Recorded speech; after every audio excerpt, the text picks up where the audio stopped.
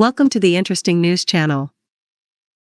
20/06/2023. Pakistan to celebrate Eid al-Adha on June 29 as Zil-Hajj moon sighted. Ruwadi Hilal Committee Chairman Maulana Abdul Kabir Azad announces decision. Ruwadi Hilal Committee Chairman Maulana Abdul Kabir Azad is addressing the media in this still taken from a video on June 19. Monday. YouTube/Geo News. The Zil-Hajj moon has been sighted in Pakistan and Eid al-Adha will be celebrated across the country on June 29, Thursday. The Central Ruwadi Hilal Committee announced on Monday. The decision was announced after the Moon Sighting Committee meeting was presided by Chairman Central Ruwadi Hilal Committee Maulana Abdul Kabir Azad. The testimonies of moon sighting were received from various cities including Karachi, Lahore and others. The Ruwadi Hilal Committee chairman said. Representatives of the Ministry of Religious Affairs, Suparco, Department of Meteorology, and Ministry of Science and Technology also attended the meeting.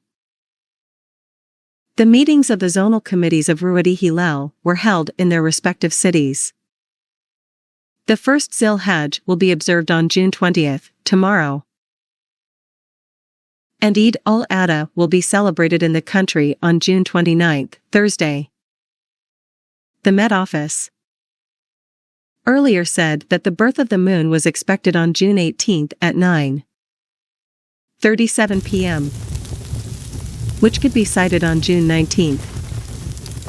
The Central Ruwadi Hilal Committee meets on the 29th of every Islamic month and makes the announcement after sighting the moon.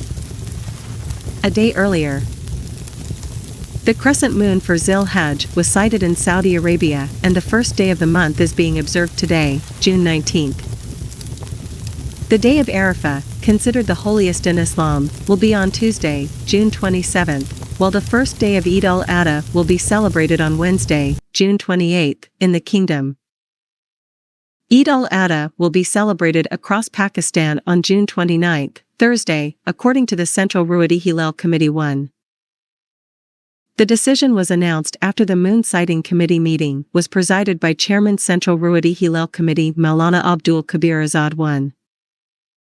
The testimonies of moon sighting were received from various cities including Karachi, Lahore and others. 1.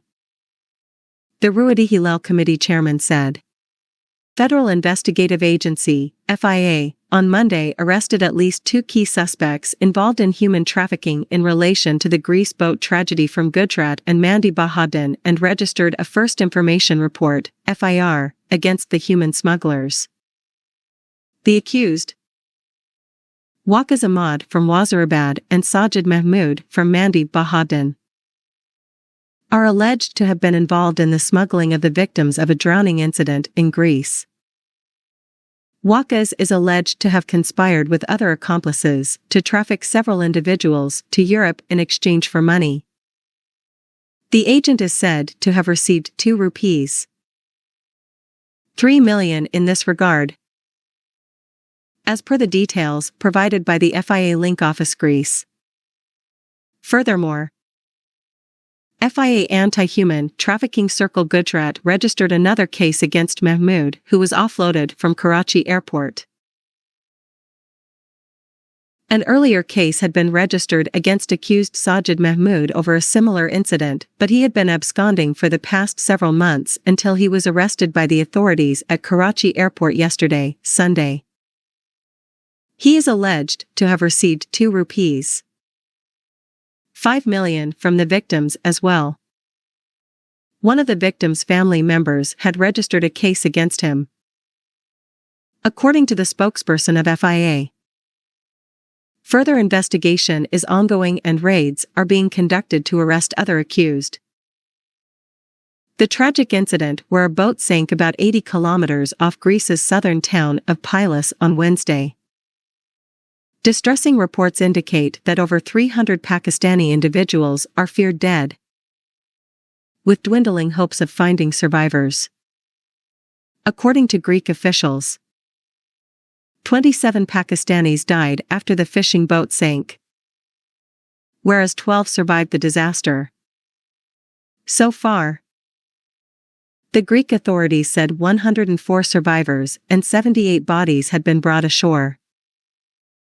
Most of the people on board were from Egypt, Syria, and Pakistan, the officials said, adding that the death toll could top many hundreds as up to 750 people had packed the ill-fated boat,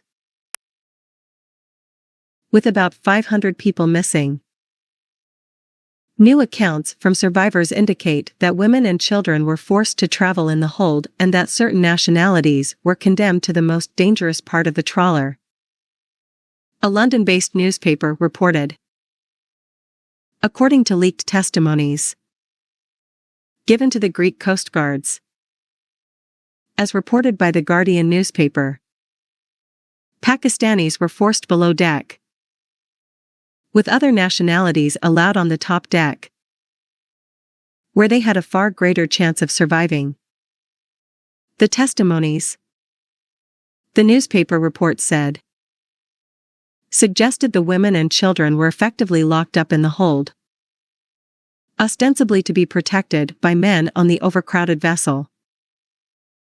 A separate report by Observer said that the crew members also maltreated the Pakistani nationals when they appeared in search of fresh water or tried to escape. No women or children are thought to be among the survivors, the Guardian report said. According to the report, one estimate indicated that about 400 Pakistanis were on board.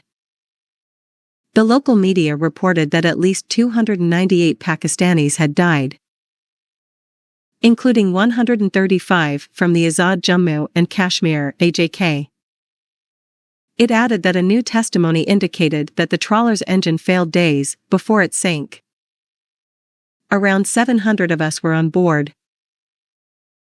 The report quoted a migrant as telling the Coast Guards, "We were traveling for 3 days and then the engine failed."